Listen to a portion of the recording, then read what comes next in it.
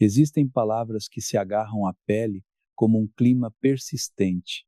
Às vezes são sussurros que repetimos sem perceber, frases aparentemente pequenas, mas corrosivas. Sempre falho, nada dá certo para mim, não sirvo para isso. Outras vezes são trovões que explodem no meio de uma noite cansada. Sou um desastre. Minha vida nunca vai mudar. Assim vivia Marta, uma mãe que havia aprendido a falar consigo mesma como quem se amaldiçoa. Todas as manhãs, ao se olhar no espelho, pronunciava sentenças pequenas, mas letais. Não eram palavras que quebravam vidros, mas rachavam o futuro. Por trás dessas frases existiam feridas reais, contas atrasadas, portas fechadas, erros do passado. No entanto, o que de fato a sustentava na derrota não eram apenas as circunstâncias externas, mas o hábito. O eco de sua própria boca havia se tornado sua prisão. Ela não sabia, mas cada palavra repetida estava cavando sulcos invisíveis por onde cedo ou tarde correria a colheita de sua vida. Porque as palavras não são sons jogados ao vento. Elas têm peso, direção e sementes. Não são apenas letras soltas, são chaves que abrem quartos internos, decretos que orientam o passo.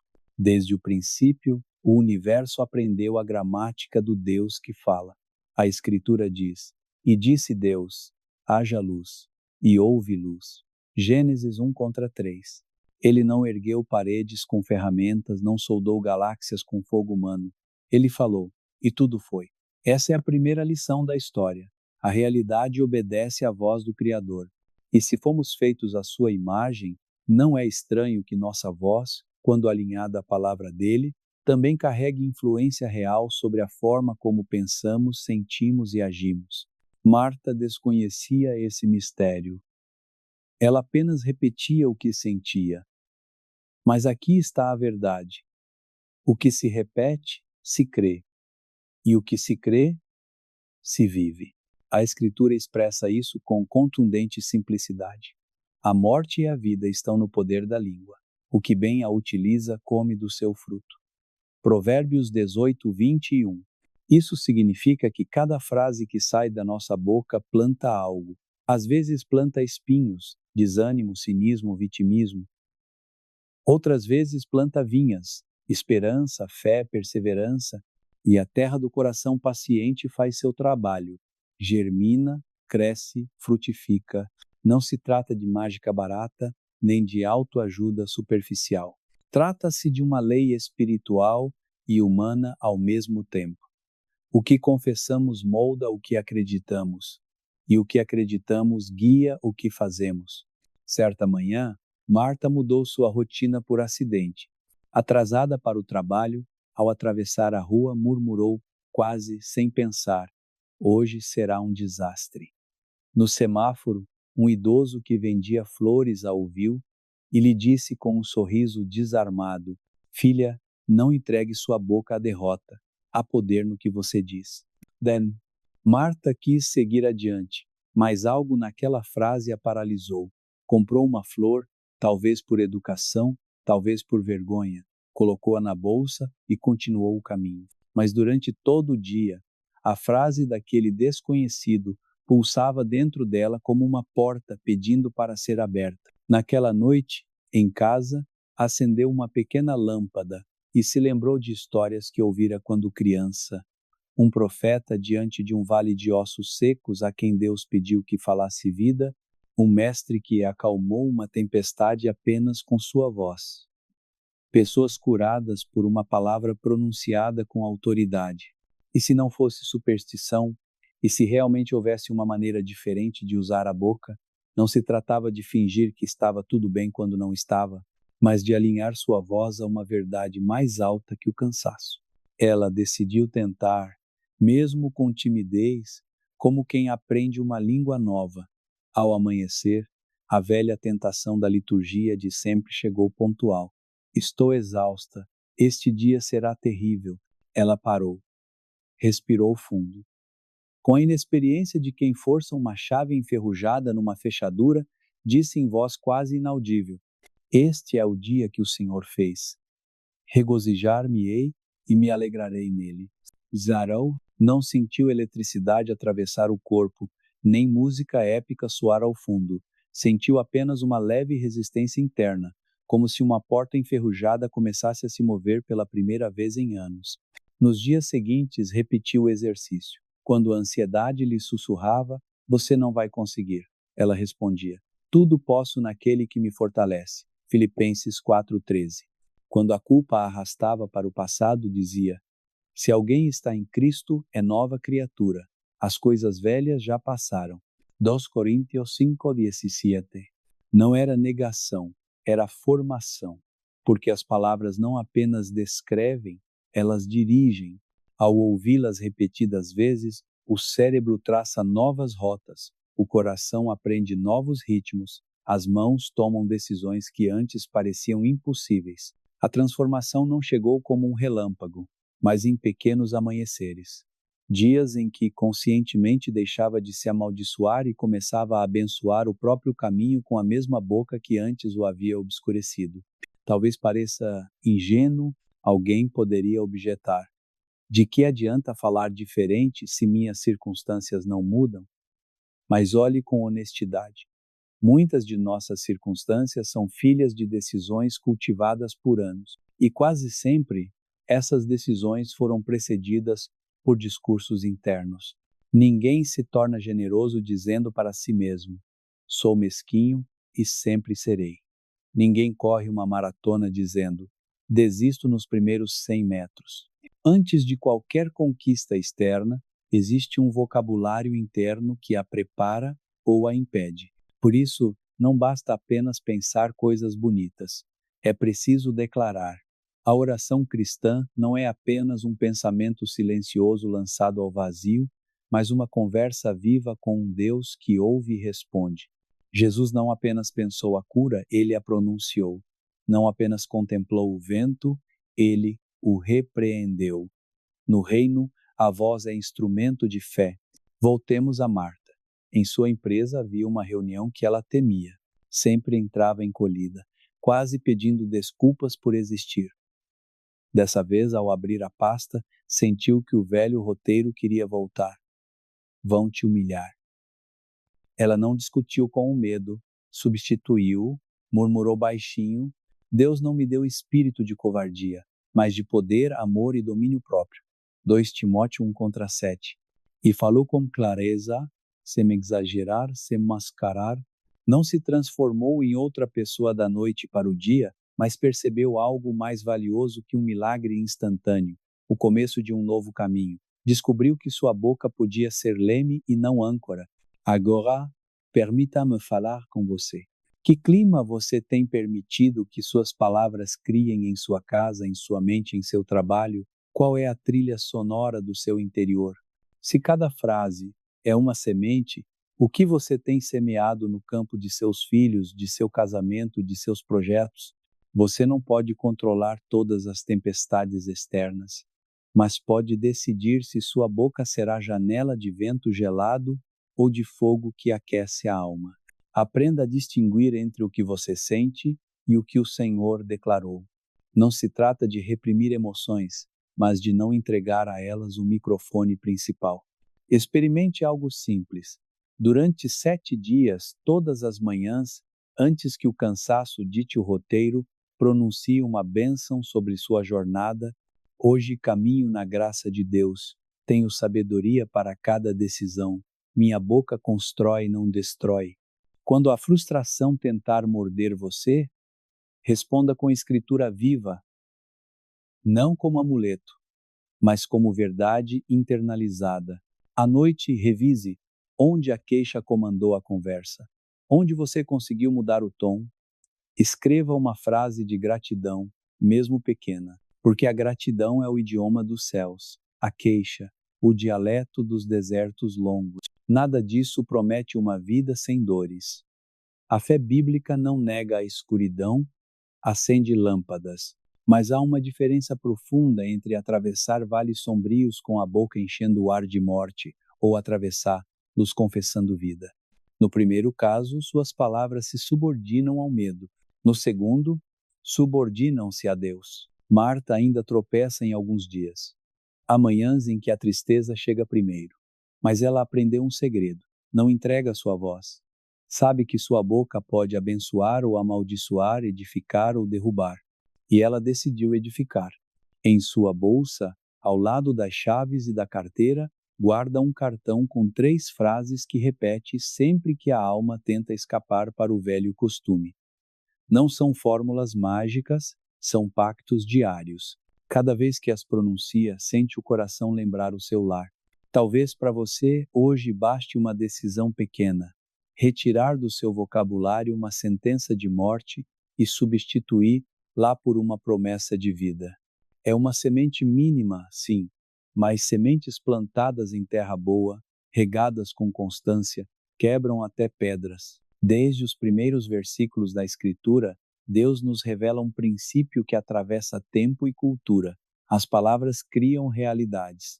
Em Gênesis 1, não vemos um Criador moldando com mãos humanas ou projetando máquinas para manipular a matéria.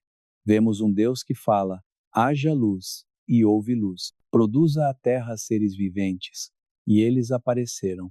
Cada elemento do universo foi chamado à existência por um mandato verbal. Assim, o primeiro capítulo da Bíblia é também uma lição sobre a natureza da nossa voz. Ela tem peso, direção e autoridade quando está alinhada à verdade de Deus. Essa autoridade não se limita ao sobrenatural, ela também toca a vida prática. A neurociência moderna confirma o que a Bíblia declarou séculos atrás. Nossas palavras moldam nosso cérebro. O que repetimos constrói trilhas neuronais. Essas trilhas geram emoções dominantes. As emoções guiam decisões. E as decisões repetem ciclos. Assim, um simples nunca vou conseguir não é inocente. É o início de uma corrente que gera comportamentos que confirmam aquela frase. Provérbios resume isso com poesia cortante. A morte e a vida estão no poder da língua. Provérbios 18, 21. Imagine sua boca como uma semeadora que nunca para. Cada palavra é uma semente. Algumas germinam em alegria e paz, outras em amargura e destruição. Não podemos esperar colher esperança se semeamos queixa dia após dia. E Jesus enfatizou a conexão entre palavra e fé. Da abundância do coração fala a boca. Mateus 12:34. O que sai dos lábios revela o que está enraizado no interior e, ao mesmo tempo, reforça essas raízes. Pense também no poder performativo da linguagem. Quando um juiz diz culpado ou inocente, não está apenas descrevendo, mas criando uma nova realidade legal. Quando um casal diz aceito no altar, não está apenas informando, mas estabelecendo uma nova realidade. Da mesma forma, cada vez que você declara algo sobre sua vida ou a de outros, sua voz participa da construção dessa realidade. Isso não significa que as palavras sejam um tipo de feitiço mágico independente de Deus, como se tivéssemos um poder autônomo para manipular realidades apenas repetindo frases. Não. As palavras são instrumentos que Ele nos confiou para colaborar com o seu propósito eterno. São ferramentas sagradas colocadas em nossa boca para que possamos alinhar-nos com o coração do Criador. O inimigo sabe muito bem disso e, por essa razão, faz de tudo para contaminar o nosso vocabulário, distorcer o nosso discurso e envenenar a nossa maneira de falar. Desde o Éden, a serpente usou as palavras para semear dúvida. É verdade que Deus disse, através de uma pergunta aparentemente inocente, plantou confusão, medo e desconfiança no coração humano. Desde então, milhões de vozes interiores se encheram de discursos de autocrítica, insegurança, julgamento e medo. Mas o Senhor nos chama hoje a renovar não apenas a mente, mas também o vocabulário. Em Romanos 12:2, está escrito: transformai-vos pela renovação do vosso entendimento. Quando a mente é renovada, o modo de falar também muda. E quando o modo de falar é transformado, ele reforça uma mente saudável. É um ciclo santo, um fluxo contínuo que começa a ouvir a palavra de Deus, meditar nela profundamente e permitir que essa verdade transborde de nossos lábios. Até mesmo a ciência moderna confirma essa sabedoria antiga. Pesquisas em psicologia positiva revelam que repetir declarações de gratidão e esperança pode diminuir os níveis de cortisol, o hormônio do estresse, e melhorar significativamente o bem-estar físico e emocional. Isso não é superstição, é uma constatação de que o nosso sistema nervoso responde aos sons que nós mesmos emitimos. Quando cantamos louvores, quando oramos em voz alta, quando confessamos promessas bíblicas, não estamos apenas obedecendo a um mandamento de Deus, estamos também reprogramando a nossa biologia de acordo com o design divino. Pensemos num exemplo prático. Uma pessoa que todos os dias repete: "Estou tão cansado, odeio o meu trabalho", não está simplesmente descrevendo um estado. Ela está reforçando o estresse, alimentando o cansaço e enfraquecendo sua própria resiliência.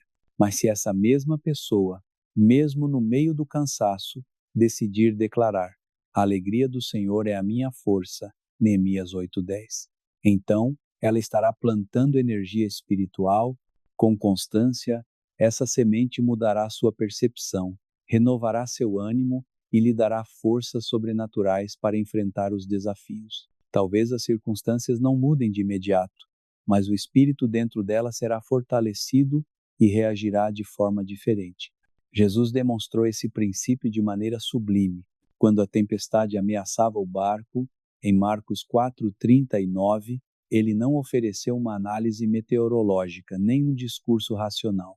Ele falou: "Cala-te, aquieta-te", e o vento obedeceu.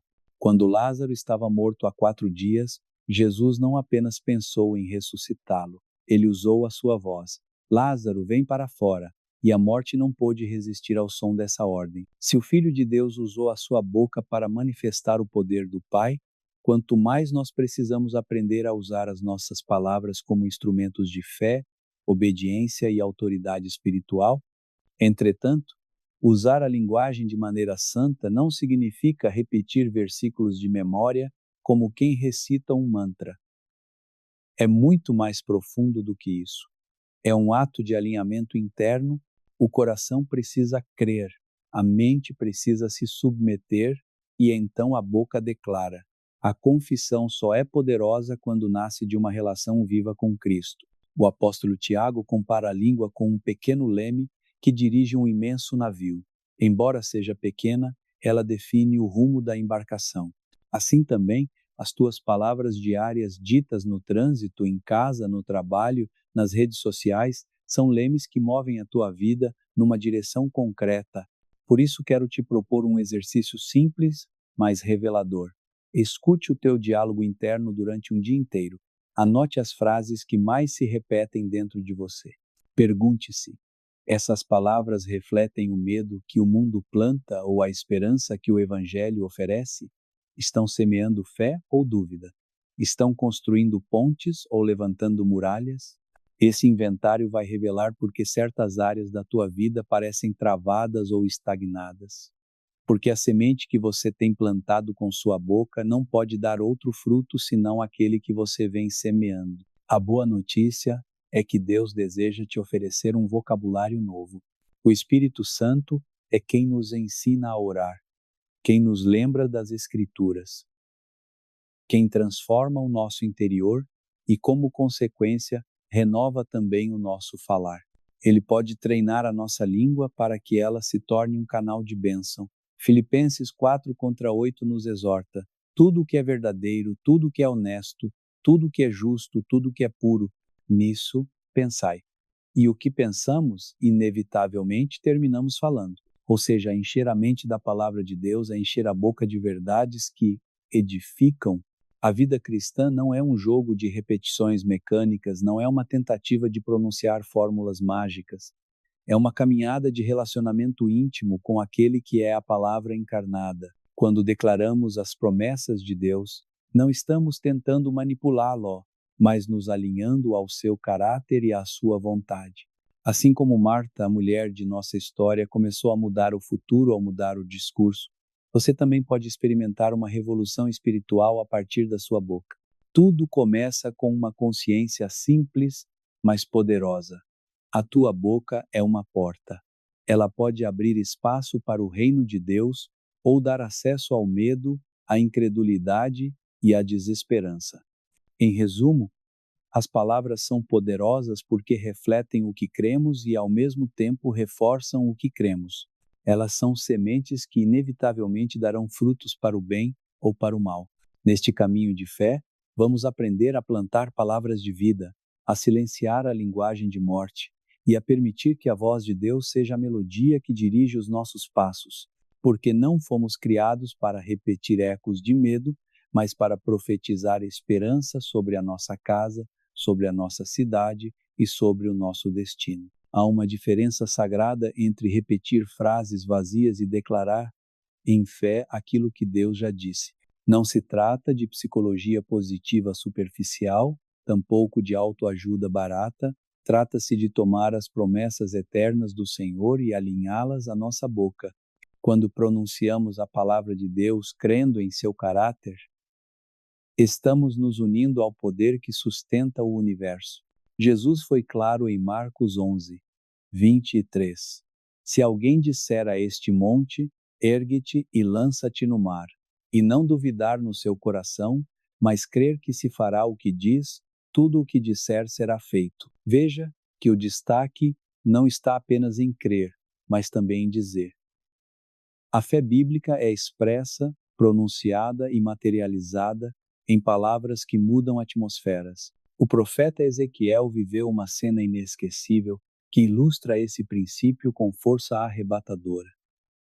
Deus o levou a um vale de ossos secos, um cenário de absoluta morte, e não pediu a Ezequiel que chorasse, nem que fizesse silêncio reverente, nem que buscasse uma explicação filosófica. Ele disse: profetiza sobre estes ossos.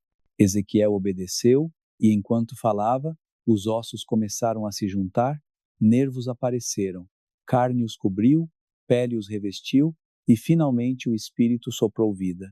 O que estava morto ressuscitou porque alguém ousou falar vida onde tudo parecia perdido. Ezequiel 37. O mesmo acontece hoje. A fé não se limita a pensar, Deus pode. Ela se manifesta dizendo, Deus fará. Há um poder libertador em substituir frases como não aguento mais, por tudo posso naquele que me fortalece. Filipenses 4:13. Isso não é negação da realidade, é proclamação de uma realidade superior. A Bíblia não nos chama a fingir que as montanhas não existem, mas a falar com elas no nome do Senhor. O inimigo quer roubar essa autoridade. Ele deseja que nossas bocas repitam medo, queixas e derrota. Ele sabe que quanto mais repetimos suas mentiras, mais acreditamos nelas e mais ficamos paralisados. É por isso que todos os dias há uma batalha espiritual pelos teus lábios. Satanás quer transformar a tua voz em eco de suas mentiras. Deus quer que ela seja a trombeta da sua verdade. Cada declaração é uma escolha. Você reforçará a dúvida ou afirmará o poder de Deus? O mesmo acontece nos casamentos, nas amizades, nas igrejas e nas comunidades. As palavras são arquitetas invisíveis que constroem culturas.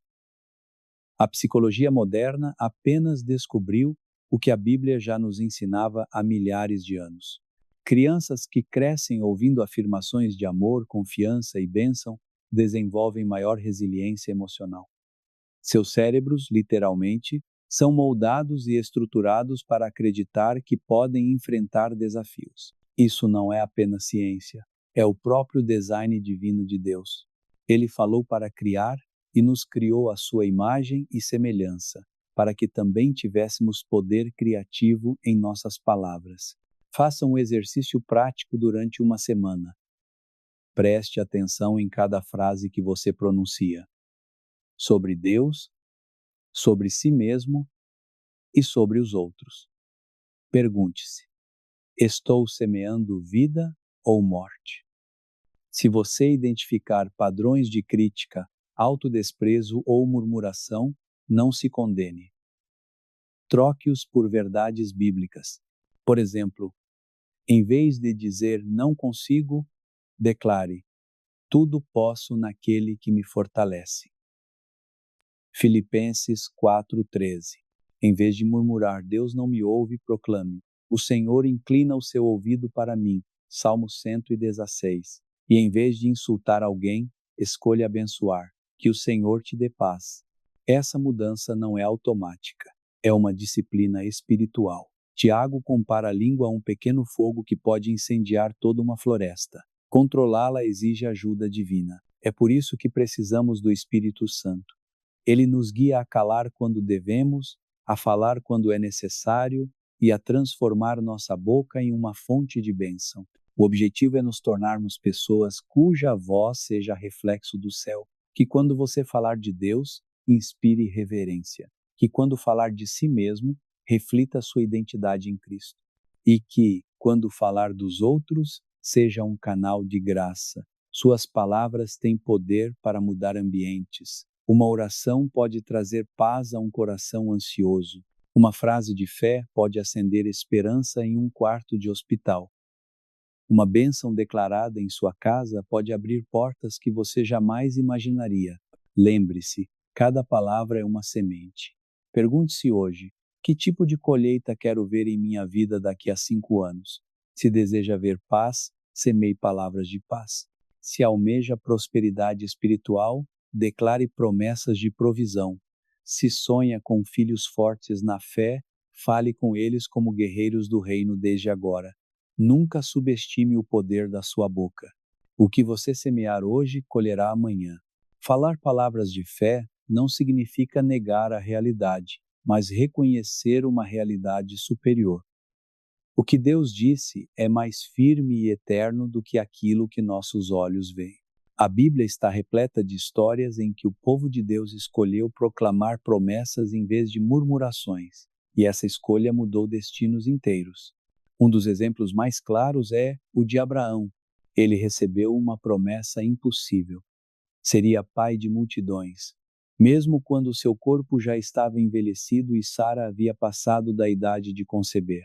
Humanamente, tudo apontava para o fracasso, mas Romanos 4:20 declara: ele não duvidou da promessa de Deus por incredulidade, mas foi fortalecido na fé, dando glória a Deus, plenamente convicto de que ele era poderoso para cumprir o que havia prometido. Abraão não ignorou a realidade, mas decidiu alinhar sua boca e seu coração com o que Deus havia falado. Esse mesmo padrão aparece na história de Jericó. Deus prometeu aos israelitas a vitória sobre uma cidade fortificada, mas a estratégia parecia absurda: marchar em silêncio durante 6 dias ao redor da cidade, e no 7º dia gritar.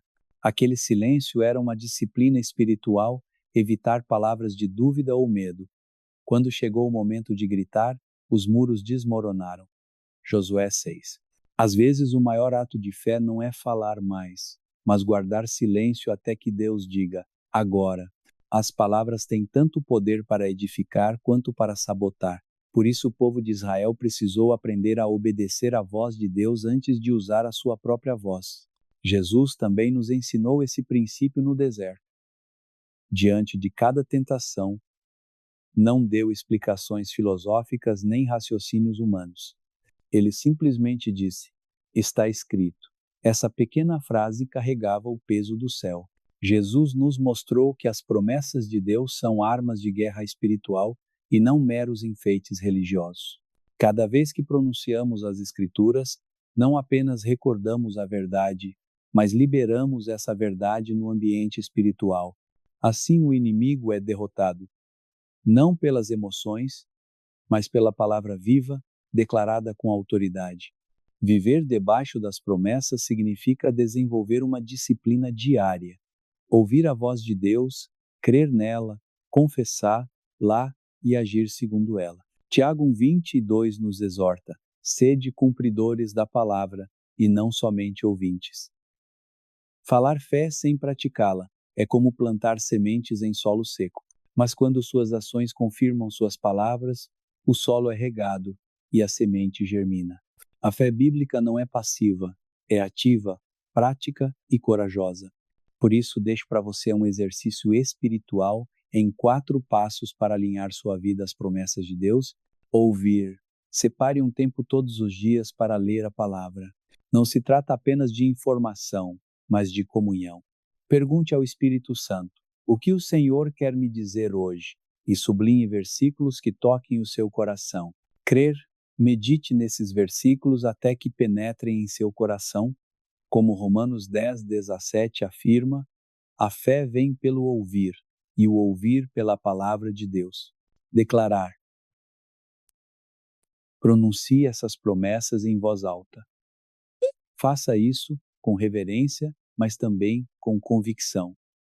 Palavras ditas com fé ecoam no mundo espiritual.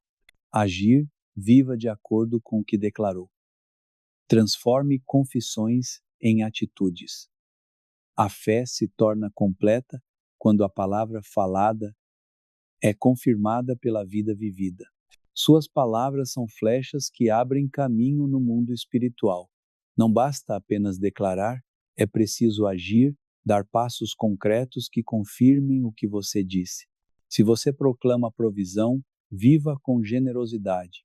Se você confessa a cura, cuide do seu corpo. Mantenha hábitos saudáveis e busque ajuda quando for necessário. Um exemplo poderoso é a história de Ana, mãe do profeta Samuel. Ela convivia com a dor da infertilidade e ainda sofria com zombarias constantes daqueles que não entendiam seu sofrimento. No entanto, em vez de se encher de amargura e revolta, Ana escolheu derramar seu coração diante de Deus. Depois de orar, ela se levantou e não esteve mais triste, porque decidiu confiar. Conforme está escrito em 1 Samuel 1:18, a atitude dela mudou tudo. Sua oração se transformou em promessa, e a promessa em realidade. Samuel nasceu como fruto de uma fé que não se rendeu ao desespero. O contraste dessa história aparece no povo de Israel durante a travessia do deserto. Embora Deus tivesse prometido uma terra abundante, muitos murmuraram e duvidaram. Em Números 14:28 lemos algo impactante. Vivo eu, diz o Senhor, que segundo o que falastes aos meus ouvidos, assim farei a vós. As palavras de medo e incredulidade daquele povo os condenaram a vagar 40 anos pelo deserto. Suas declarações os prenderam no ciclo da derrota. Esse relato não é apenas uma lembrança histórica, mas uma advertência viva. O que dizemos diante dos desafios pode determinar se caminhamos em vitória ou se permanecemos parados. O desejo do Senhor é que seus filhos sejam profetas de esperança, não ecos do medo. Quando a boca se enche das promessas divinas, a mente começa a ser renovada e a fé se fortalece. Por isso, comece a declarar versículos específicos sobre cada área da sua vida, suas finanças, sua saúde, sua família e seus sonhos. Para a provisão, diga com fé: o Senhor é meu pastor, nada me faltará. Salmo 23:1. Para a ansiedade, tu conservarás em perfeita paz aquele cuja mente está firme em ti. Isaías 26:3. Para a direção, confia no Senhor de todo o teu coração e não te estribes no teu próprio entendimento. Reconhece-o em todos os teus caminhos e ele endireitará as tuas veredas. Provérbios 3. Escreva essas promessas em cartões, colhe-as pela casa, declare-as em voz alta no carro, repita-as em seus momentos de oração, permita que sua boca se torne um instrumento de fé. Cada vez que você ouve sua própria voz proclamando o que Deus já declarou, sua fé se fortalece. Lembre-se, suas palavras têm poder de mudar atmosferas. O inimigo treme quando um filho de Deus se levanta e declara a Escritura com convicção, não porque a voz humana seja mágica, mas porque ela se une à força eterna da palavra viva. Assim como Abraão não vacilou diante da promessa, assim como os muros de Jericó caíram diante do clamor de fé, assim como Jesus venceu dizendo, está escrito, você também pode experimentar vitórias se escolher falar a verdade de Deus acima das suas emoções. Viver debaixo das promessas não é fácil, exige disciplina e perseverança. Mas quando sua boca se alinha ao céu, sua vida se torna reflexo do reino, e os outros começam a notar algo diferente em você. Paz em meio às tempestades, esperança em meio às provas, autoridade em meio ao caos. E tudo começa com uma decisão diária. Falar o que Deus disse, não o que o medo dita.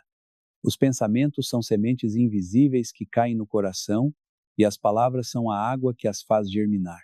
Se queremos experimentar verdadeira liberdade, precisamos derrubar fortalezas mentais e mudar o vocabulário que alimenta o espírito. O apóstolo Paulo nos explica em 2 Coríntios 10, contra 4 até 5. As armas da nossa milícia não são carnais, mas sim poderosas em Deus para a destruição de fortalezas, destruindo conselhos e toda altivez que se levanta contra o conhecimento de Deus e levando cativo todo pensamento à obediência de Cristo. Esse trecho nos mostra que as batalhas mais intensas não estão fora, mas dentro de nós, nos pensamentos que aceitamos e nas palavras que repetimos até que se tornem verdades em nossa vida. O ciclo é claro: pensamento, palavra, realidade. Tudo começa com uma ideia, muitas vezes plantada por experiências dolorosas ou mentiras do inimigo. Você nunca vai mudar. Você é fraco. Deus não se importa com você.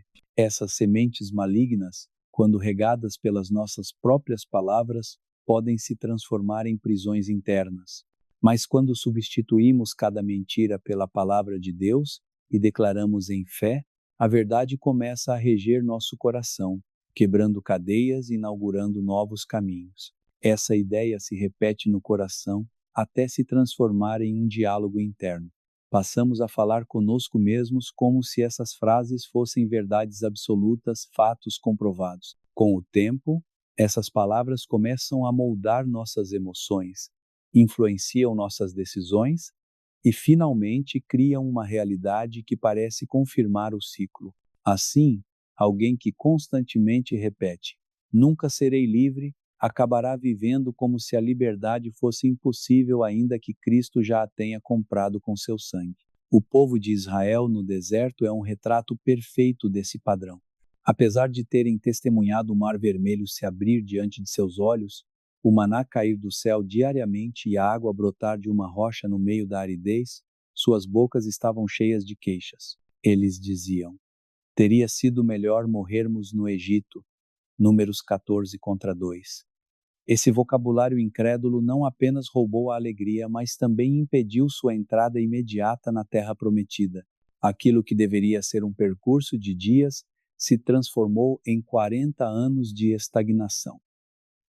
Isso nos ensina que as palavras semeadas no coração determinam o rumo da vida. Primeiro passo: reconhecer a mentira. A verdadeira liberdade começa pelo discernimento.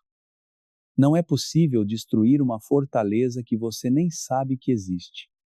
Faça um inventário espiritual. Preste atenção ao que você diz sobre si mesmo. Suas palavras refletem a verdade de Deus ou ecoam as mentiras do inimigo? Identificar frases recorrentes como: "sempre fracasso", "ninguém me ama", "nunca vou sair dessa situação", é o primeiro passo para expor a estratégia oculta do adversário. O Espírito Santo nos mostra que essas expressões não são apenas emoções passageiras, mas argumentos levantados contra o conhecimento de Deus. Segundo passo: substituir pela verdade. Não basta calar a mentira. O silêncio diante dela não a destrói. Precisamos substituí-la com a palavra de Deus.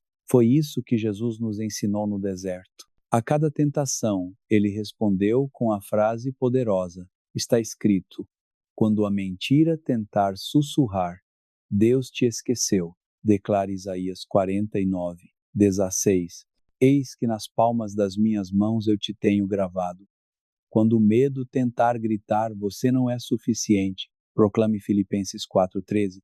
"Tudo posso naquele que me fortalece." As palavras das Escrituras não são meros consolos para aliviar sentimentos, são armas de guerra espiritual. Terceiro passo: repetir até crer.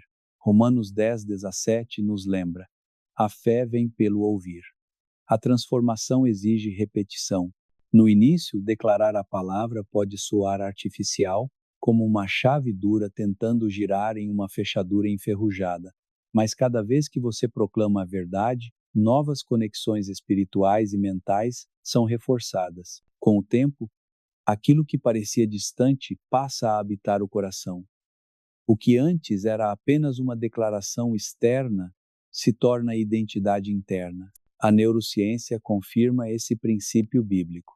Estudos sobre neuroplasticidade mostram que o cérebro é moldado fisicamente pelos pensamentos e palavras repetidas. Isso significa que linguagem positiva e fundamentada em valores espirituais não apenas eleva o estado emocional, mas literalmente reorganiza os padrões neurais.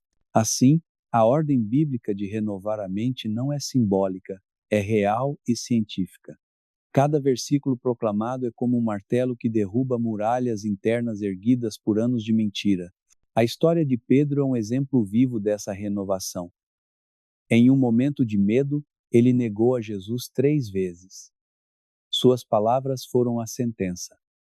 Não o conheço, mas após a ressurreição, Jesus o encontrou com amor e lhe deu a chance de 3 declarações restauradoras. Tu me amas? A cada resposta afirmativa, Pedro desfazia uma corrente de negação. Suas palavras, agora alinhadas com a verdade, restauraram sua identidade e o prepararam para liderar a igreja. Assim também, suas palavras podem reescrever capítulos de sua vida que pareciam encerrados para sempre. Romper maldições geracionais. Muitos crescem ouvindo frases destrutivas transmitidas de geração em geração. Nessa família, ninguém vai longe. Sempre seremos pobres. Os homens aqui são todos assim. Essas declarações são sementes de escravidão que se tornam padrões culturais. Mas Cristo nos chama para cortar essas raízes e plantar novas sementes. Declare em fé. Se alguém está em Cristo, é nova criatura. 2 Coríntios 5,17. Rompa decretos de fracasso e estabeleça decretos de bênção sobre sua descendência. A prática diária: parar, detectar e declarar. Parar. Quando perceber um pensamento negativo, faça uma pausa e não o pronuncie. Detectar. Pergunte a si mesmo: essa ideia vem de Deus ou do inimigo? Declarar. Responda com um versículo.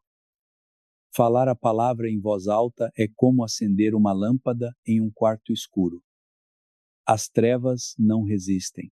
Imagine se cada crente adotasse o hábito de encher seus dias com proclamações baseadas na Escritura.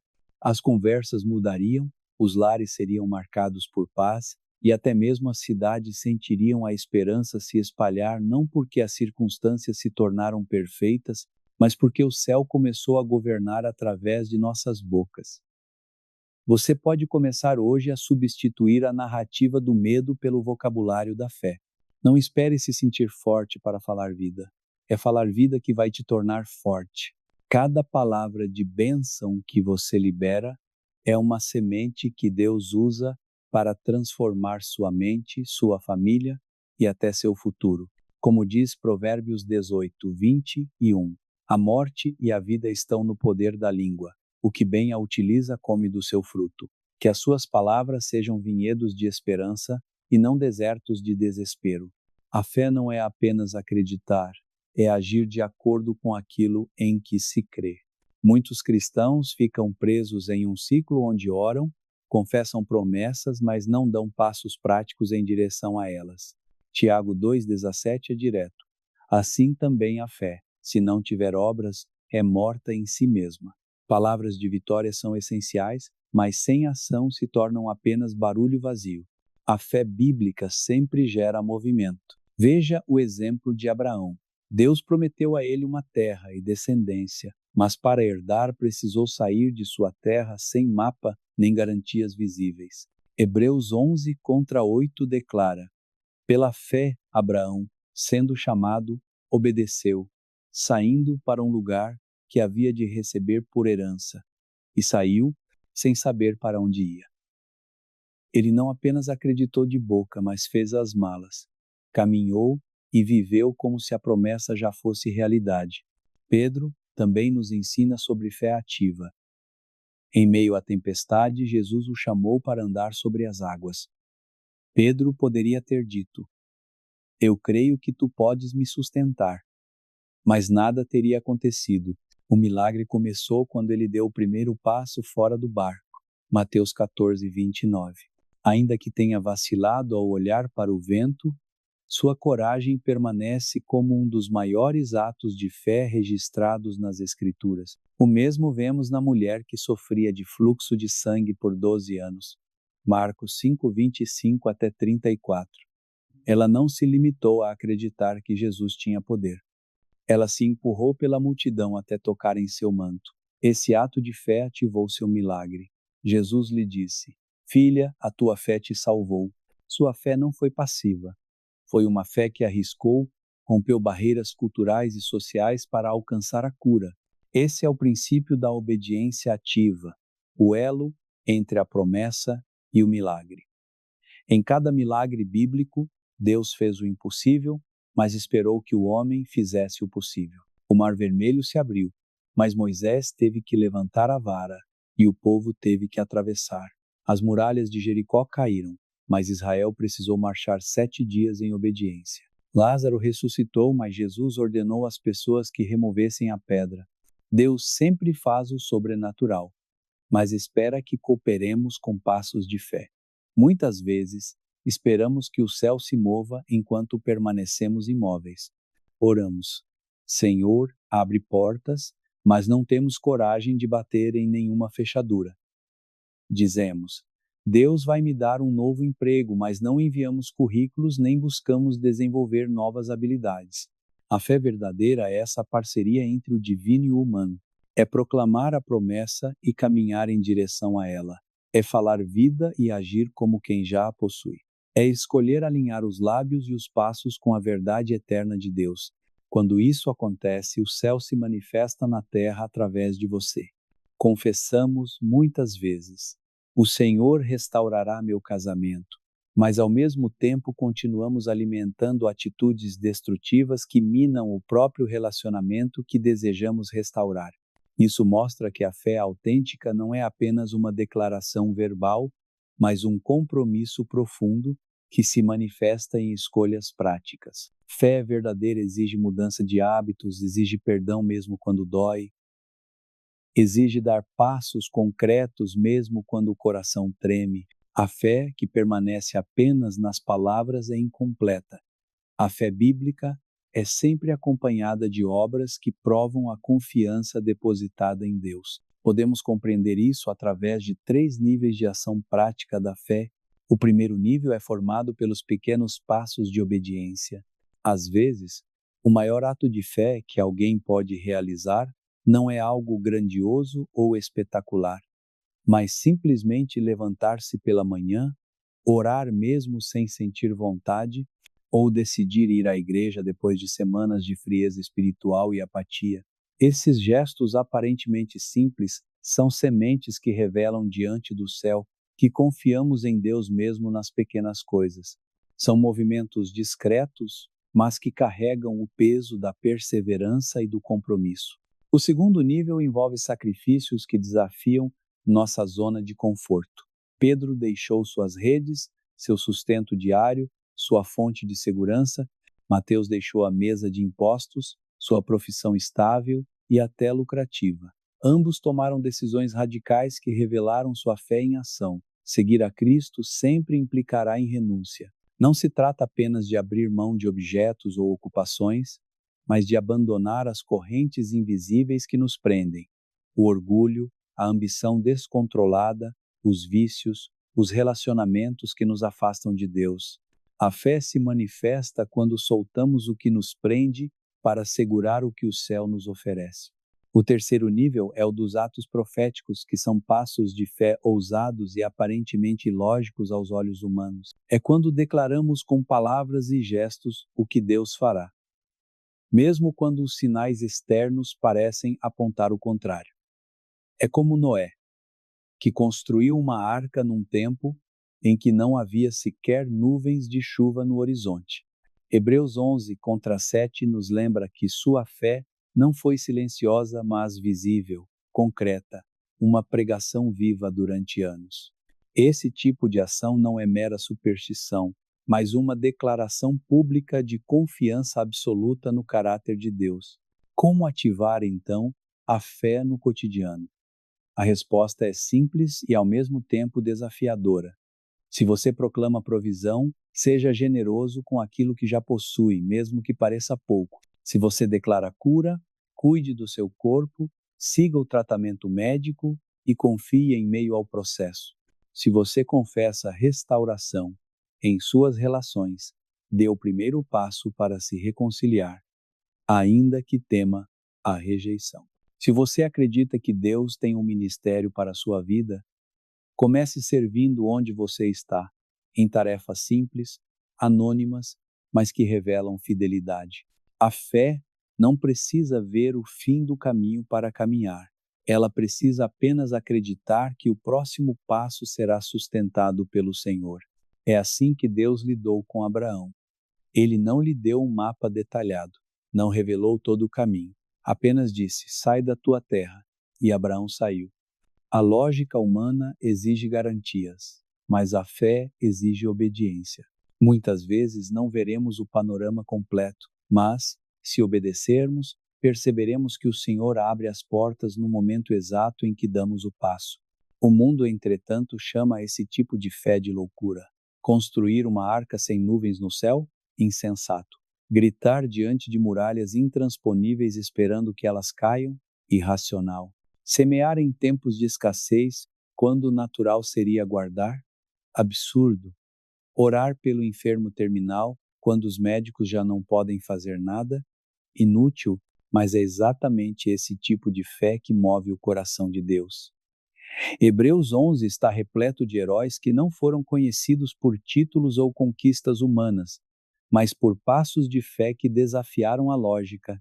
Das palavras aos fatos, eis o segredo. Falar fé é importante, mas viver lá é o que realmente desata o poder de Deus. Tiago resume isso de forma magistral. Mostra-me a tua fé sem as tuas obras, e eu te mostrarei a minha fé pelas minhas obras. Tiago 2,18. A fé que permanece apenas na boca é teoria. A fé que se traduz em obras é transformação real. Quando você começa a dar passos de obediência, mesmo pequenos, sua confiança cresce e sua vida se torna um testemunho vivo que inspira outros. Assim concluímos que Deus nos chama a uma fé ativa, dinâmica, que não se contenta em esperar de braços cruzados, mas que se levanta, ainda que as águas do mar ainda não tenham se aberto. Talvez você não veja resultados imediatos, mas cada passo dado em obediência é um ato profético que declara: confio mais em ti do que no que vejo.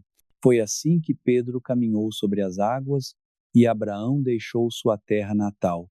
É assim também que você pode experimentar milagres quando transforma suas palavras em ação.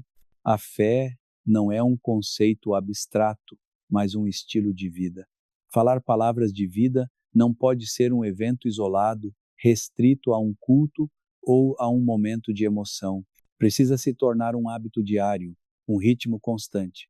A forma mais prática de alcançar isso é estabelecer uma disciplina intencional, um tempo específico todos os dias para declarar a palavra de Deus sobre sua vida, sua família e suas circunstâncias. Assim como o corpo precisa de alimento físico todos os dias, o espírito precisa de alimento espiritual diário. Promessas proclamadas, confissões de fé, palavras que renovam a mente e fortalecem o coração. O Senhor instruiu Josué com palavras claras em Josué 1:8. Não se aparte da tua boca o livro desta lei. Antes, medita nele de dia e de noite, para que tenhas cuidado de fazer conforme tudo quanto nele está escrito. Porque então farás prosperar o teu caminho e serás bem-sucedido. Observe que a ordem não é apenas ler, mas manter a palavra na boca. É confessá-la, repeti-la, internalizá-la, até que se torne parte do nosso ser. Muitos cristãos lutam para manter a fé porque se alimentam da palavra apenas no domingo.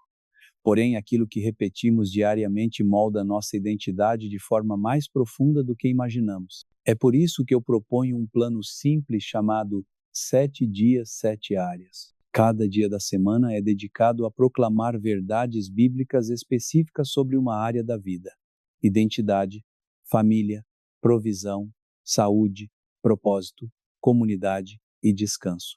Esse tipo de prática não é mantra vazio, mas arma espiritual. Efésios 6:17 nos lembra que a palavra de Deus é a espada do Espírito, capaz de cortar mentiras e estabelecer a verdade de Deus acima de qualquer circunstância. Imagine como sua mente seria transformada se, em vez de alimentar-se de palavras de queixa, você se enchesse de promessas divinas diariamente. Esse tipo de disciplina cria uma atmosfera espiritual ao seu redor. Suas conversas mudam, sua casa se enche de paz, sua cidade experimenta esperança renovada, não porque os problemas desaparecem, mas porque o céu começa a se manifestar através da sua boca. É possível transformar o clima espiritual de uma família inteira quando alguém decide proclamar fé todos os dias. E se você se pergunta se isso é realmente eficaz, basta lembrar do que está escrito em Provérbios 18, 20 e 21. Do fruto da boca o coração se farta, do produto dos lábios se satisfaz. A morte e a vida estão no poder da língua. O que bem a utiliza come do seu fruto. Aquilo que você declara hoje será o alimento do seu amanhã. Por isso, meu conselho é: não espere sentir-se forte para começar a falar vida. Falar vida é exatamente o que fará você se tornar forte. Cada palavra de bênção que você proclama é uma semente plantada no campo da eternidade. Deus se encarrega de fazer germinar no tempo certo. Mateus 13 e Mateus 13:2 nos lembram da importância das sementes que são lançadas e do solo onde caem. Uma oração diária, um versículo memorizado, uma conversa carregada de graça, uma renúncia silenciosa ao pecado. Todas essas pequenas vitórias formam raízes profundas que permanecem ao longo do tempo. Cada decisão correta, ainda que pareça insignificante, é como uma pedra firme no caminho que nos conduz a uma vida verdadeiramente transformada pelo Espírito de Deus. A constância é uma chave espiritual poderosa. Provérbios 4:18 resume isso com uma metáfora belíssima. A vereda dos justos é como a luz da aurora, que vai brilhando mais e mais até ser dia perfeito. A transformação cristã se assemelha a um amanhecer. No início, quase não percebemos a claridade, apenas um tom suave de luz no horizonte. Mas pouco a pouco, sem que possamos impedir, o sol se eleva, a escuridão recua e tudo é iluminado. Assim acontece na alma do crente fiel. Mudanças sutis se acumulam, e o que parecia pequeno se revela glorioso. Por isso, jamais despreze os começos humildes nem os avanços que parecem lentos. O crescimento sustentado, ainda que invisível em alguns momentos, sempre produz fruto no tempo certo. As declarações diárias funcionam como um verdadeiro treinamento espiritual. Assim como os músculos se fortalecem por meio de exercícios constantes e repetidos, também a fé cresce e se firma quando usamos nossas palavras para proclamar vida todos os dias. Ao repetir em voz alta aquilo que Deus já declarou em sua palavra, reeducamos nossa mente a pensar de forma bíblica, alinhamos nossas emoções à verdade e resistimos às mentiras do inimigo. Por exemplo, sou uma nova criatura em Cristo. 2 Coríntios 5:17. O Senhor é minha luz e minha salvação, de quem terei medo? Salmo 27:1. Posso todas as coisas naquele que me fortalece. Filipenses 4:13. Esses versículos não são meras frases de autoajuda ou ânimo superficial. São verdades eternas, seladas pelo Espírito Santo, que moldam nossa identidade e constroem uma nova mentalidade. Quando essas declarações se tornam parte natural do nosso vocabulário, inevitavelmente nossas emoções e comportamentos se transformam. Padrões antigos aprendidos no mundo começam a ser rompidos e substituídos por novos hábitos que refletem a santidade de Cristo. Mas a transformação não se resume a aprender coisas novas. Também implica em desaprender aquilo que o mundo plantou em nós. Muitos carregam desde a infância palavras de rejeição, medo ou maldição. Talvez você tenha escutado: você nunca vai conseguir nada. Você é um problema. Você não é suficiente. Essas frases marcaram sua alma como feridas profundas.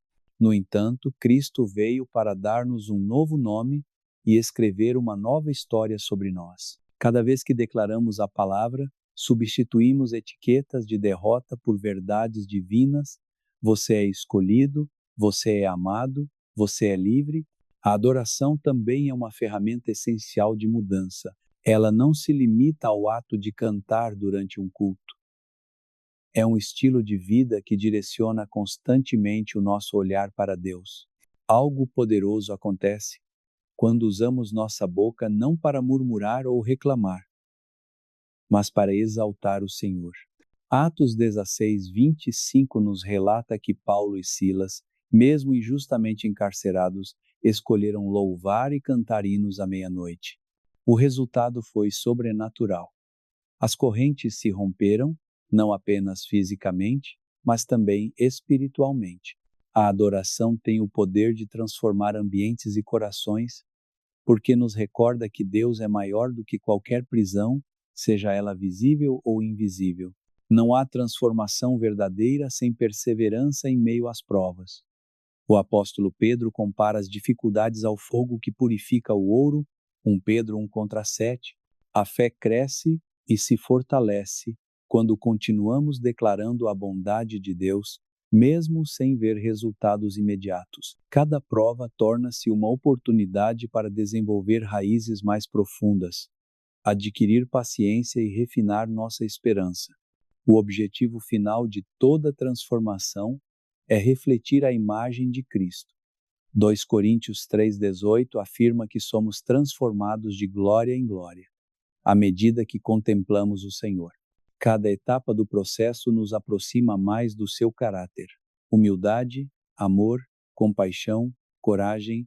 Quando outros começam a perceber mudanças graduais em nós, nossa vida se torna um testemunho vivo do poder de Deus. Existem estratégias práticas para viver essa transformação diariamente.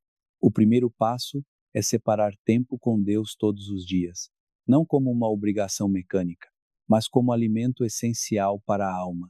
O segundo é rodear-se de uma comunidade saudável, pessoas que nos desafiem a crescer e nos corrijam em amor. O terceiro é praticar declarações proféticas, proclamando em voz alta as promessas do Senhor sobre nossa vida e família. O quarto é memorizar versículos da palavra, pois eles se tornam armas em tempos de tentação. O quinto é fazer avaliações periódicas, perguntando a si mesmo: minhas palavras e atitudes refletem Cristo? A conclusão é clara.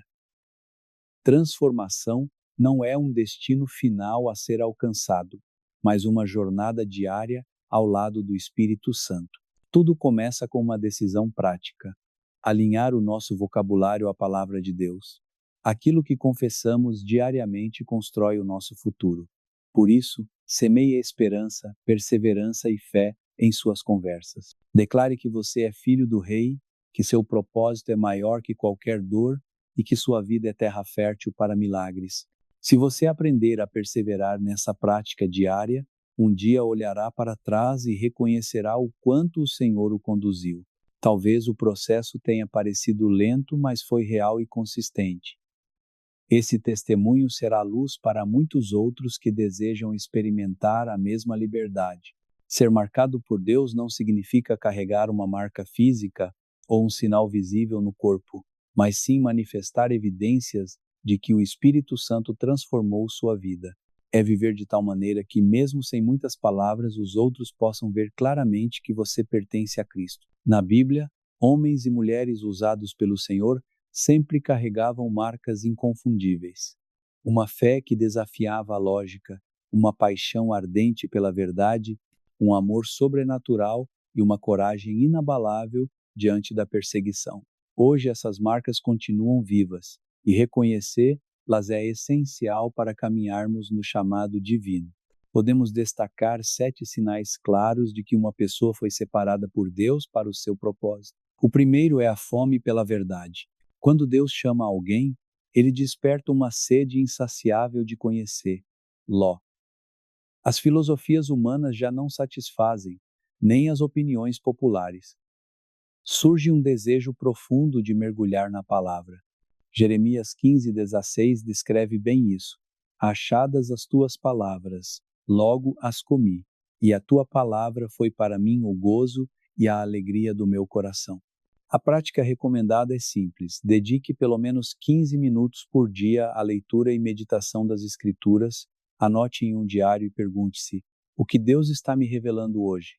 O segundo sinal é a convicção do pecado.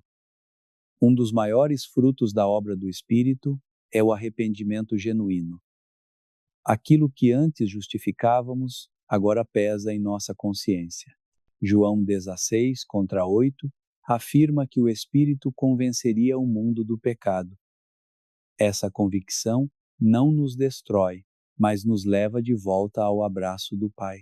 Uma prática útil é fazer uma oração diária pedindo: Espírito Santo, mostra-me as áreas que preciso render a Ti. Confesse, receba perdão e caminhe em liberdade. O terceiro sinal é um coração transformado.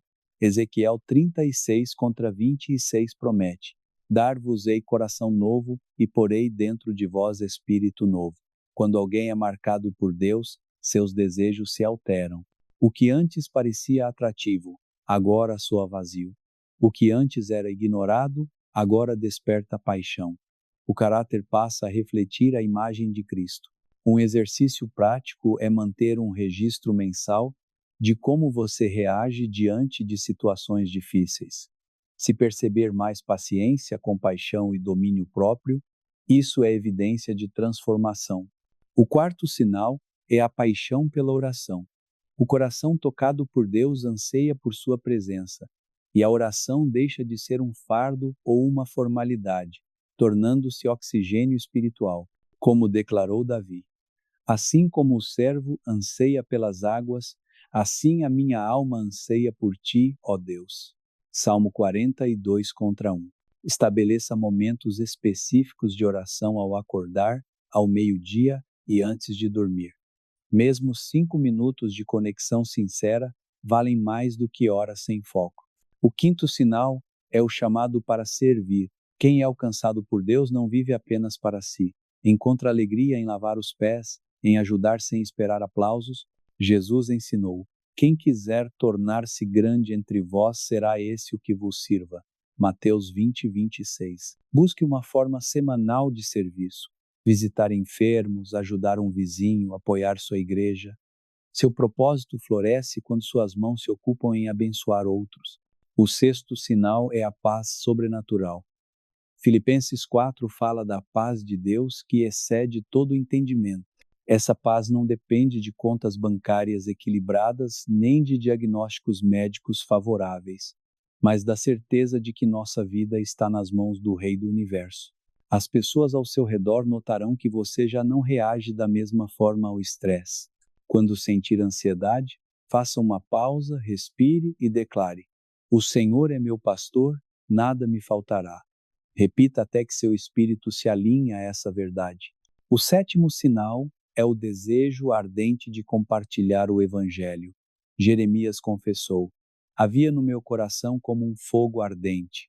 Tentei contê-lo, mas não pude. Jeremias 20:9.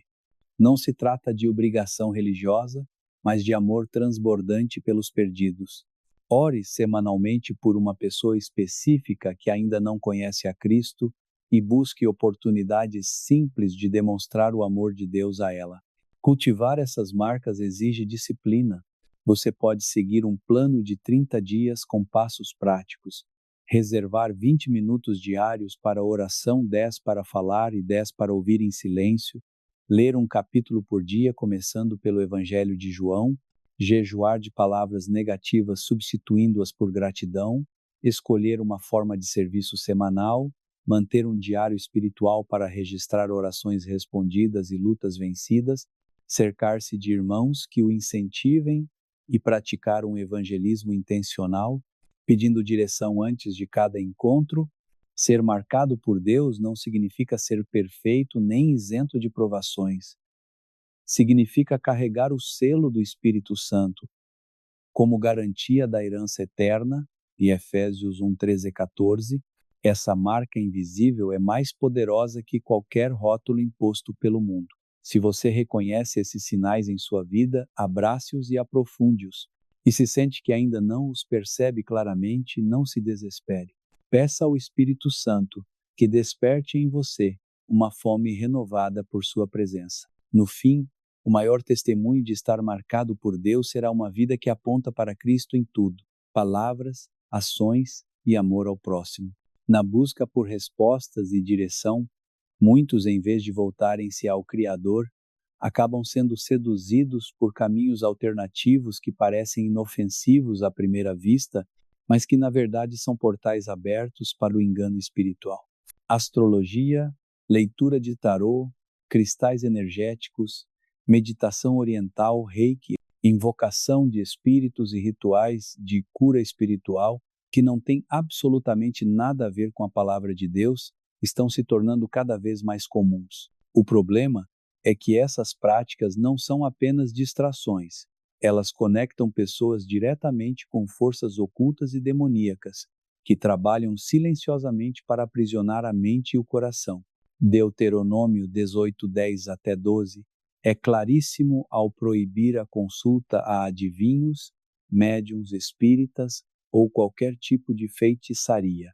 O texto bíblico não deixa espaço para meias-verdades ou justificativas culturais. Para Deus, qualquer prática que substitua a dependência de sua voz é abominação.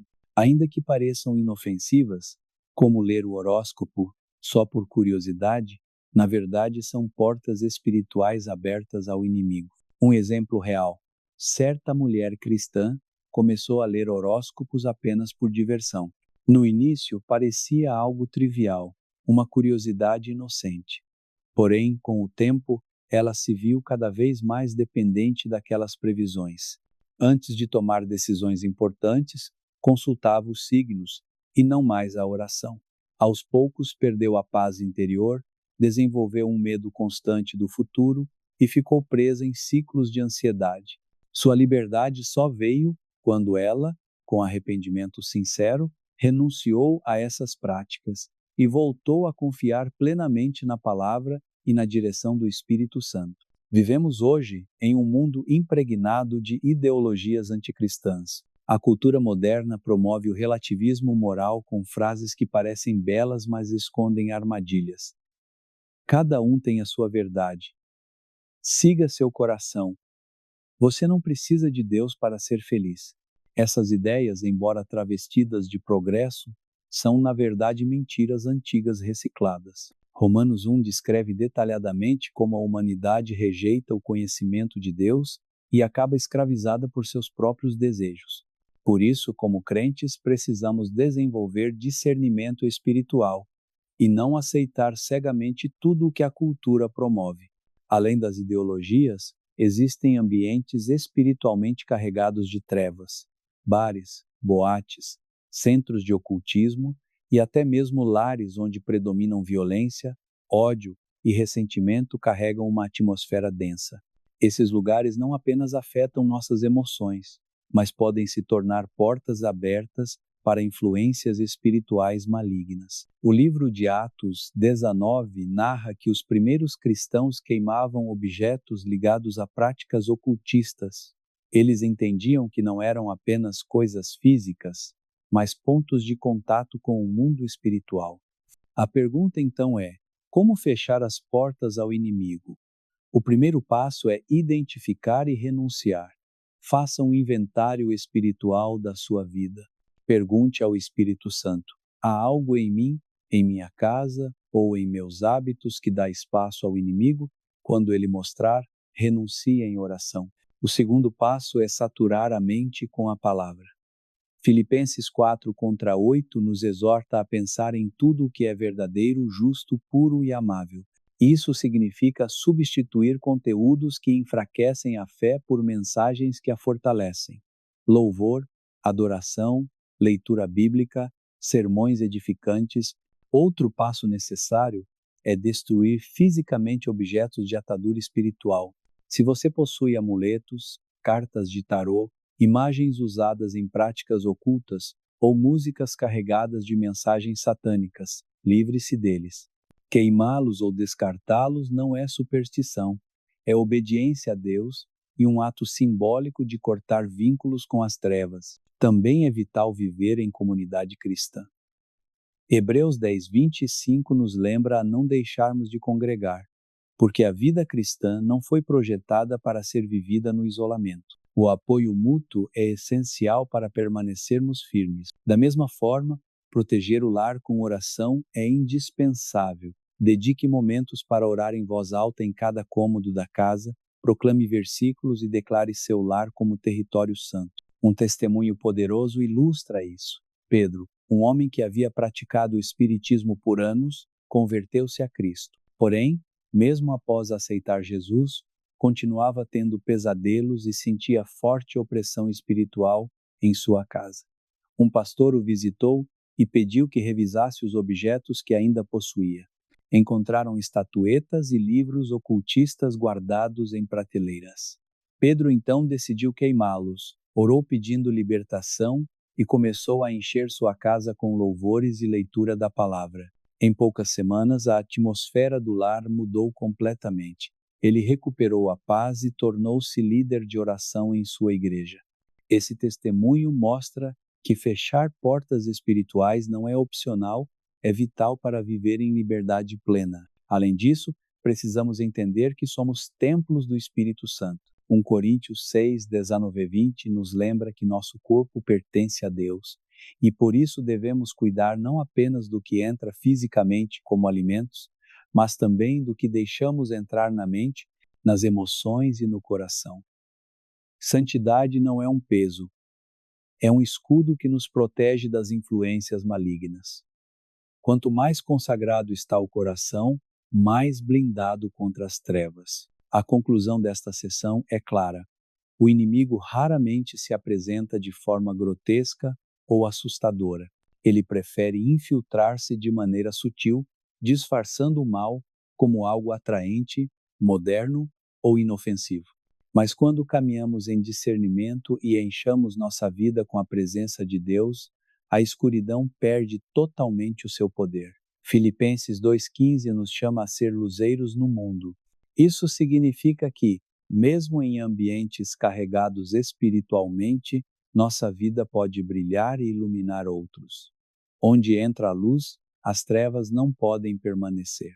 Hoje é o momento de revisar seu coração, sua casa e suas relações. Peça ao Espírito Santo que mostre o que precisa ser entregue. Faça uma limpeza espiritual. Estabeleça limites claros e permita que sua vida seja uma tocha acesa para outros. Declare diariamente: Jesus Cristo é Senhor e sua luz reina sobre mim.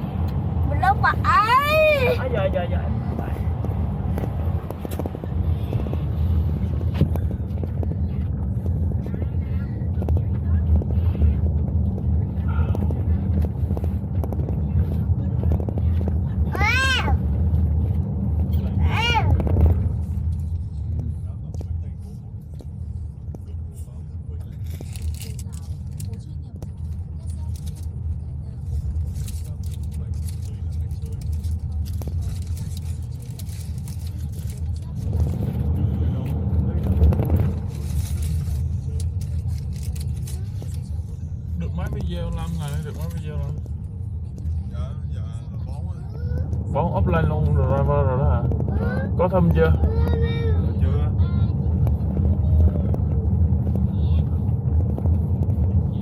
Đang lúc chờ sức tranh thủ lùm thum luôn. Thấy không? Em đi tìm mấy cái gốc để không bị gốc bị rai á. Còn được mấy cái lưu gì đó rồi. Còn cái môn cái biển của nó rồi sang video cái lùm thum luôn.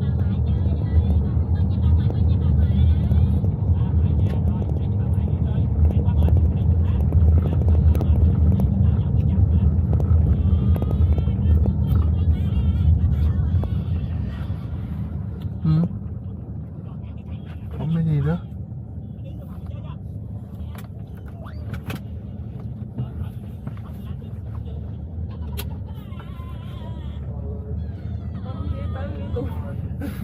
Anh cho tự nhiên xích. Lên được mấy cái lên. Ba cây hả? Đó, một cái dài cái sườn cây á. Còn cái kia được 2 cái. Kênh Smoky là được 3. Còn kênh Rolex là được 2. Còn cái kênh mới. Kênh mới chưa cấp quyền vậy nữa. Trời. Cái kênh mới là gọn lĩnh chưa cấp quyền vậy nữa. Nói chủ động chứ. Em theo dõi cái đống cây nó chiều mấy đứa nó có cái bọn theo dõi đó. Em theo dõi mấy đứa nó, một đứa mà vẫn đủ miền sách thì em nói chỉ quyền qua cho em để em làm vậy. Để em làm video giờ, còn làm video giờ dọn mô thì cây mô làm dọn mô thì cái nó bố anh.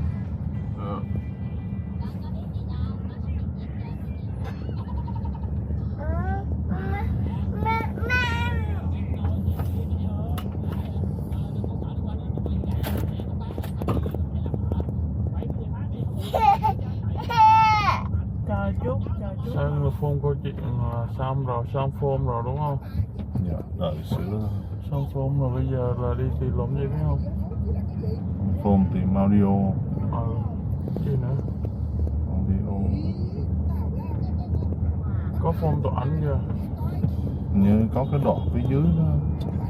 Sửa phone tụi ảnh lại luôn, thấy không? Cái phone tụi ảnh bằng tiếng Anh. Thì xong phone rồi thì chờ trong lúc chờ thài để kiểm tra lại cái phone đúng không? Dạ. Thì mình đi tìm audio. Với lại đi test cái công cụ phone tụi ảnh. Dạ. Bây giờ xong cái tụi ảnh luôn. Dạ. Tụi ảnh thử là dùng công cụ mô, tìm công cụ tụi ảnh, test công cụ tụi ảnh, chốt được voi, chốt được công cụ tụi ảnh để mà mình làm tổ chuyển động.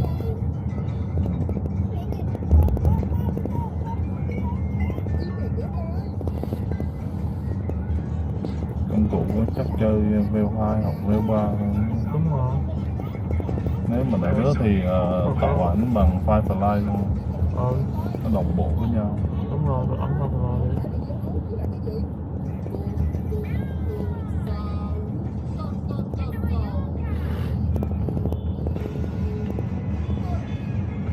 Đã một tuần trôi qua rồi, chưa được gì hết.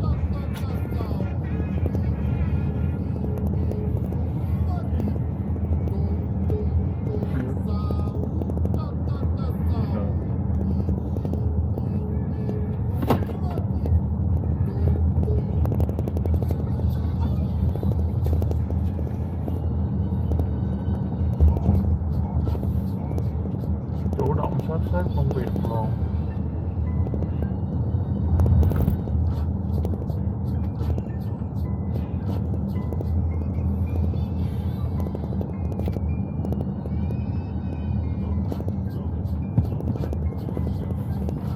Anh buồn đó là biết không? Chưa bao giờ tụi em hỏi là anh công sang cái này rồi lộn chi nữa. Chưa có đứa mà nói anh công nó luôn. Là chứng tỏ tụi em không có trách nhiệm với công việc.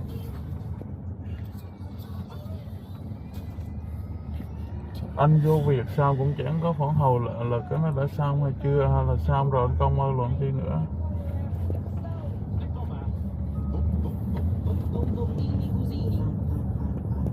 Tức là anh nói cái chi thì tụi em phải ghi nhận xong tụi em phải phản hồi lại cho anh. vô cái việc gì là làm sao mà phải có bố cố là làm sao rồi hay chưa, làm sao hay tiến độ như thế nào đó. Làm thinh mấy không biết là cái việc nó đã hoàn thành chưa hay là làm tới đâu rồi.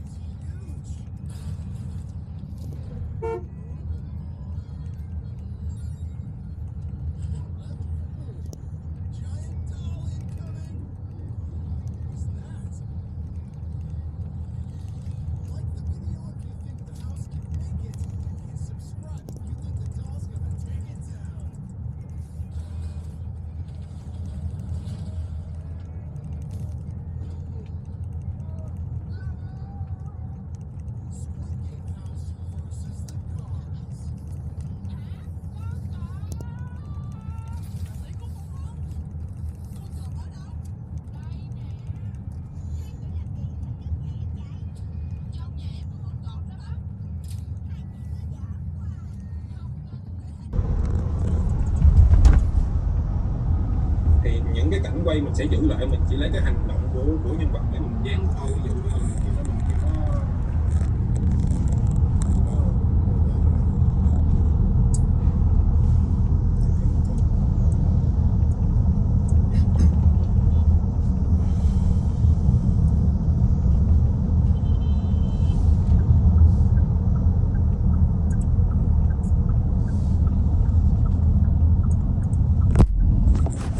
đây, ví dụ như cái cảnh quay 19 này thì ở trên đây là hai cái bờ lưng của nhân vật.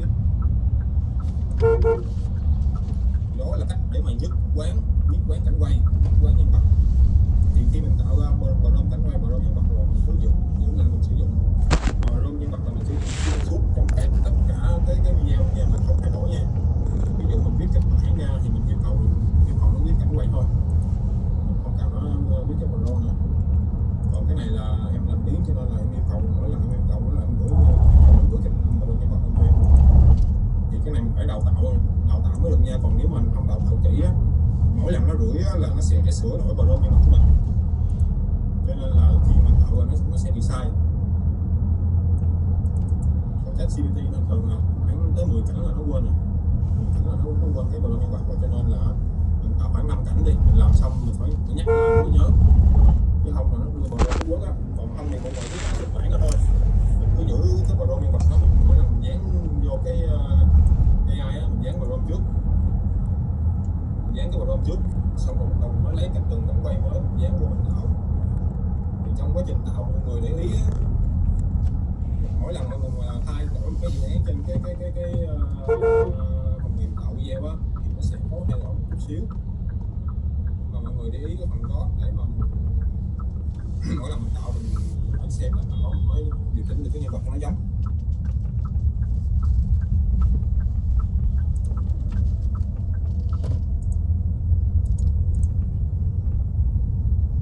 Nè, cái này là nhân vật em tạo ra hầu như nó giống đến 95% luôn.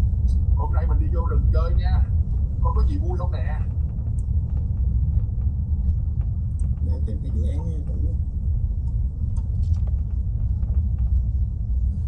Mỗi một cái con AI nó sẽ có một cái cấu trúc tạo bộ nhân vật, nhưng mà cái nó sẽ có hai cách để mà mình làm nha. Cách thứ nhất là chuyển ảnh thành video, cách thứ hai là chuyển văn bản thành video. Thì đa số các con AI nào cũng vậy hết, nó chỉ có một cách chuyển văn bản thành video là cái cách mà em hay sử dụng đó, là cái vào nhân vật là luôn luôn giữ lại dáng lên đầu tiên. Còn khi mình tạo ra cảnh 2, cảnh 3, cảnh 4 á, mình chỉ thay đổi cảnh quay thôi hoặc là hành động thôi, thì nó sẽ giữ cho mình một cái cấu trúc prompt, cấu trúc nhân vật nhất quán từ đầu đến cuối luôn.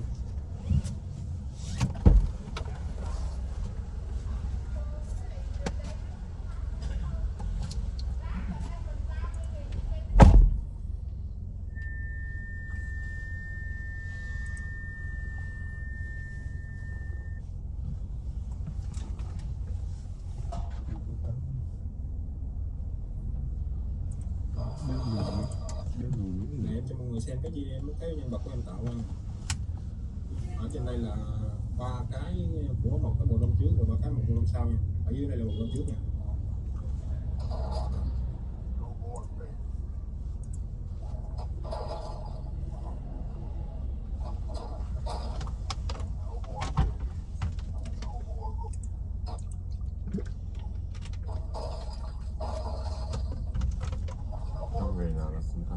Mọi người có để ý là cái chi tiết trên người của nhân vật không? Nè, trên người nó sẽ có một cái nón, một cọng dây chuyền, với lại là một cái túi, bộ lông thì màu nâu. Thì lên trên đây nó cũng sẽ như vậy. Nó chỉ có thay đổi một chút xíu về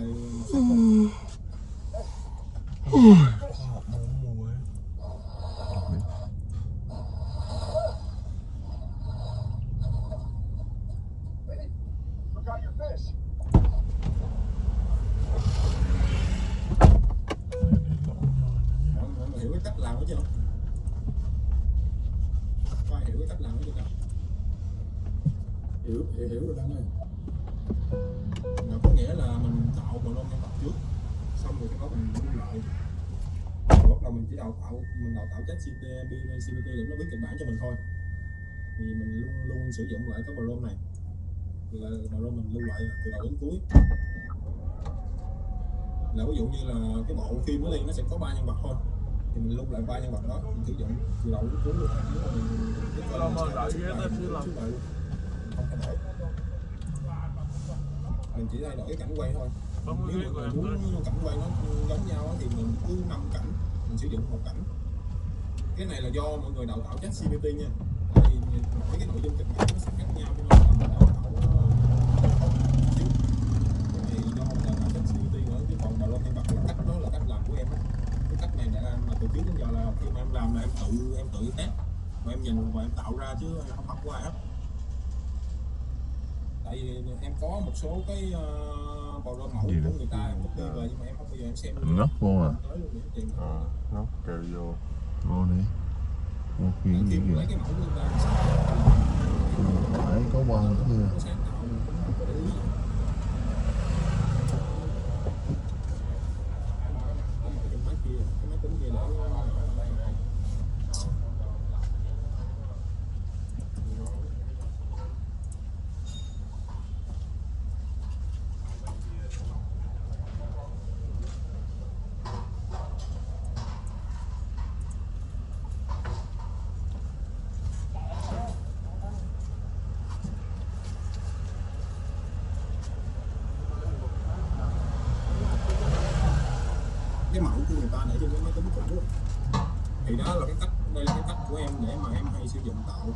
Và cái cách này là nó sử dụng trên tất cả các phần mềm AI luôn nha mọi người.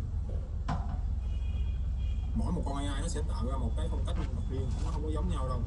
Nhưng mà khi mình sử dụng con AI đó thì mình cứ làm cái cách này. Nếu mà cách này là cách chuyển văn bản thành video nha, chứ không phải chuyện video nha. Hình ảnh thì nó sẽ khác nhiều lắm.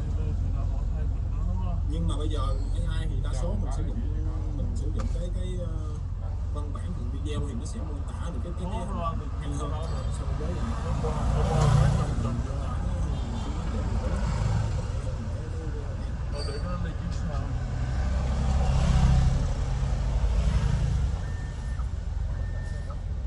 cái file này là cái file nhân vật của em rồi, em đang làm nhưng không cho được. Thì cái thông giúp mình xuống em có thể gửi cho mọi người để mọi người tạo ra, để cho em gửi cho cái cấu trúc để cho mọi người còn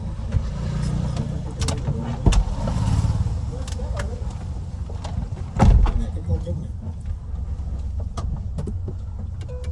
Thêm một cái nữa nha, nếu mà mọi người sử dụng Web3 mọi người muốn nó nói chuyện theo phong cách nào á thì mọi người yêu cầu ChatGPT viết theo phong cách của mọi người muốn. Ví dụ như là lời thoại theo phong cách của đoạn PC đi, nó sẽ tự viết nha. ChatGPT nó sẽ tự viết cái phong cách đó, và như bên Web3 nó sẽ tạo ra cái lời thoại nó các phong cách y chang. Mọi người muốn phong cách nào cũng được hết á. Thì cái phong cách đồng nhất quán lời thoại nó cũng là một cách để mà mình để người ta nhớ đến mình nữa nha. Ví dụ như là đây có cái mô tả đó nha.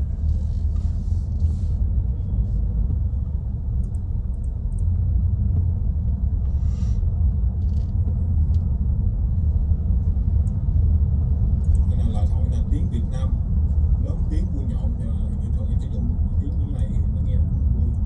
Ví dụ như mà mọi người muốn học theo tiếng của những người nổi tiếng đi, ví dụ như là Đậu PC theo phong cách của nha, chứ đừng có nói là Đậu PC nó sẽ bị bản quyền, bị lỗi, hoặc là có mấy con bộ nó sẽ không làm theo đâu.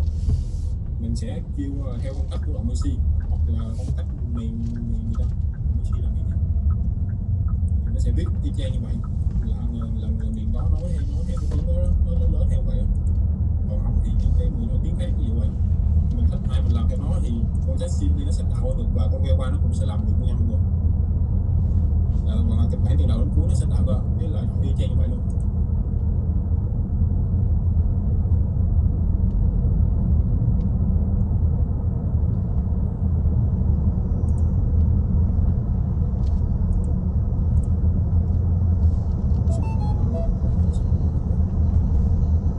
Mọi người xin mà ROM á thì mọi người tạo, nếu mà mọi người không có cái cách sáng tạo ra thì mọi người làm không có được nữa.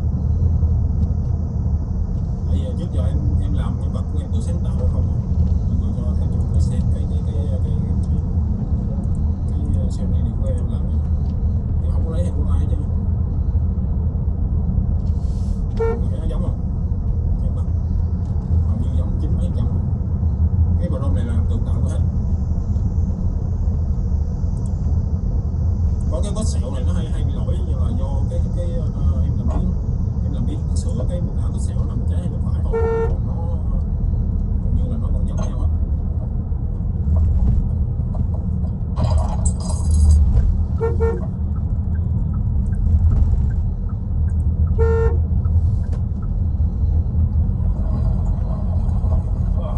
Stairs? I was hoping for a slide. Cái đoạn này em chưa đăng được, không biết đăng còn nữa. Spooky and shiny. My favorite.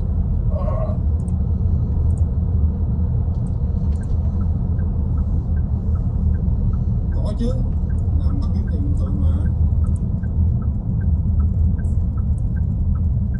Mọi người mở chat lên, mọi người nói đi cho nó vui, mình nói buồn. Đăng ơi, cái VO3 đó mình mua vào phiên bản là chừng 10 mấy ngàn cái trước đó, thì cái bây giờ lại cái bản Ultra đó mình mua nó có ấy không ta? Nó bán Cái VO3 này thì thực tế là em xài nhiều điểm lắm. Mày có thể em xài mấy chục ngàn điểm luôn. đúng rồi, tại vì này phải làm cái điểm mà vài chục ngàn chứ còn 1.000 vài ngàn mua điểm. Nhưng mà cái gói nó mắc lắm. Cái này thì với lại là mấy cái thuốc này em cũng không có nên chia sẻ nữa.